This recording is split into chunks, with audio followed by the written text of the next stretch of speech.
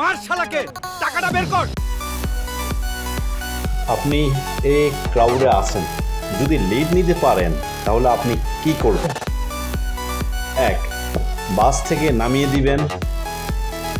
2, কবিতা বা গান গাইতে বলবেন, যেমন হুমায়ুন আহমেদের গল্পের মতো। 3, উত্তেজিত জনতার হাতে বিচার করতে ছেড়ে দিবেন। 4, নিকটস্থ পুলিশে দিবেন।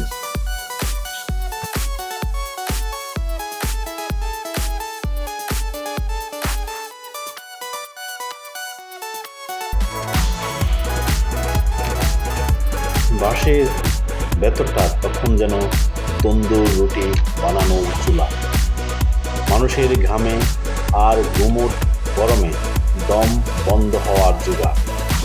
এরই মধ্যে হঠাৎ একটা আত্মচিৎকার, ধর ধর, পকেট মার। বেশ মুহূর্তের মধ্যে ঝিমিয়ে পড়া বাসটা জেগে উঠল, জ্যান্ত এক পকেট মার ধরা পড়েছে। উত্তেজিত যাত্রীরা সবাই এখন বাগের ভূমিকা, কয়েকটা কিল চর উঁচু আস্তে পড়ছে লোকটার উপর। লোকটার চোখ মুখ শুকিয়ে আমসি হয়ে গেছে, সে ফেল ফেল করে তাকিয়ে আছে, যেন এই মাত্র মঙ্গোলিয়া থেকে ল্যান্ড করেছে, কিছুই বুঝতে পারছে না। আমি বাসের মাঝামাঝি একটা রড ধরে ঝুলেছিলাম।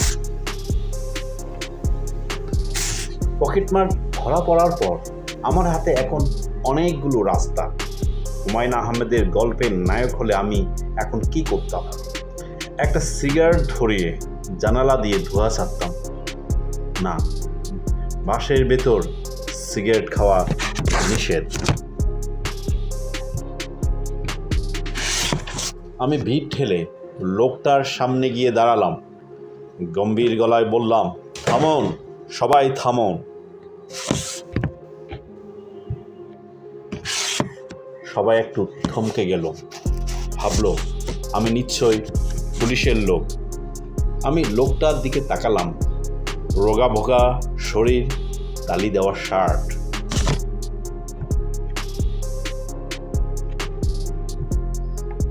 আমি তার থুতনিটা একটু তুলে ধরলাম। তোমার নাম কি? লোকটা কাঁপতে কাঁপতে বলল, মজিদ। মজিদ, তুমি কি জানো এই মহাবিশ্বের দ্বিতীয় সূত্র অনুযায়ী কোনো কিছুই হারাই না, শুধু এক হাত থেকে অন্য হাতে যায়। তোমার ক্ষেত্রে তাই হয়েছে, কিন্তু সমস্যা হলো তুমি যে হাত বদলটা করেছো সেটা বেআইনি। যাত্রীদের মধ্য থেকে একজন চেঁচিয়ে উঠল, আরে ভাই, এইসব কি তাত্ত্বিক কথা বলছেন, মারুন একটা কষে। আমি হাত তুলে লোকটাকে থামিয়ে দিয়ে মজিদকে বললাম, মজিদ, আজ জ্যোৎস্না রাত হওয়ার কথা ছিল, কিন্তু মেঘের কারণে হবে না। তোমার ভাগ্যটা আজ সেই মেঘের মতোই কালো। তবে আমি তোমাকে একটা সুযোগ দেব। আচ্ছা, তুমি কি রবীন্দ্রনাথের নির্ঝরের স্বপ্নবঙ্গ আবৃত্তি করতে পারো? মজিদ হা করে তাকিয়ে রইল, বাসের যাত্রীরাও থ। আমি দীর্ঘশ্বাস ফেলে বললাম, দেখলেন তো শিক্ষার কি অভাব।